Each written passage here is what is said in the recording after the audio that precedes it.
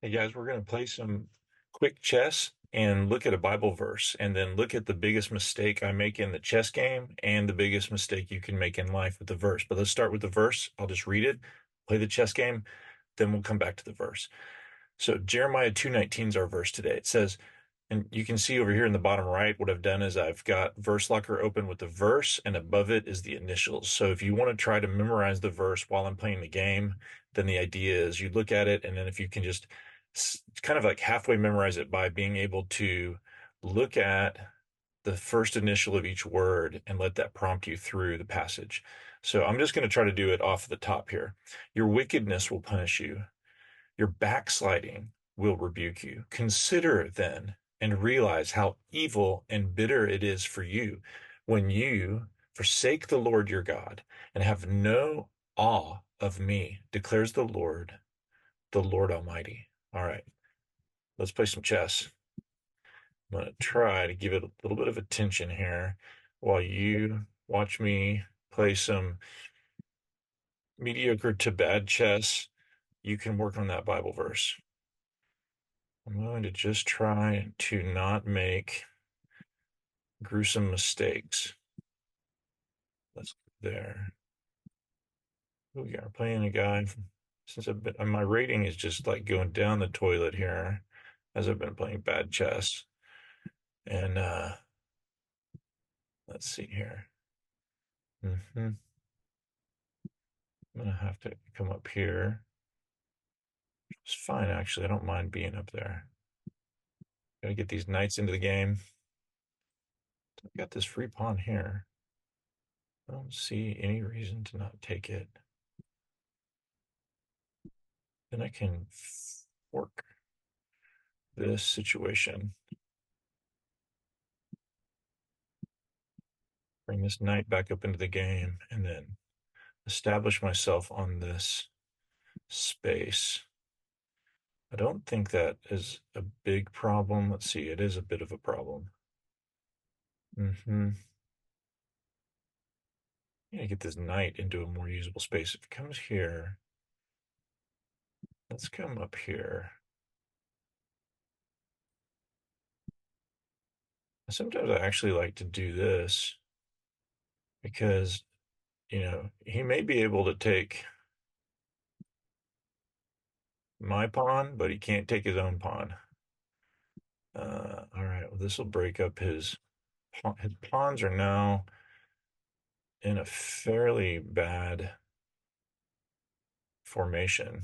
You can see these two, there's basically no pawn next to each other. So where I've got two clusters here that can guard each other, um, I feel pretty decent about this. Looks like we're even material. Uh, okay, he's trying to guard that spot. Now I can come here, but then I'm gonna have a problem coming this way. I don't know why I really did that. That didn't really do me any good at all. It just helped him get his knight and I mean his king into the game. At this level, at this part of the game, we gotta get our kings into the game. And how do I get mine more into the game? So if I check him here, it's just bringing him even further in. Yeah, I've got a little bit of an issue here. I might be able to come around this way. I can't take that pawn because he'll come down and he'll have a double whammy on me there. And my knight will be pinned, and I can't bring the rook down because it would be taken by the pawn. So he kind of knows what he's doing here. Let's see. I think, yeah, now I can do this. He might try to come threaten here. Yeah, let's see. Now this I can do. Take. Yeah, this is fine. Should be doing okay now. So I'm threatening here now. He's got I'm running out of time. That's my problem with playing this 3 minute stuff. Keep losing on. I'm not really a speed chess player. I'm not like the video game level guy.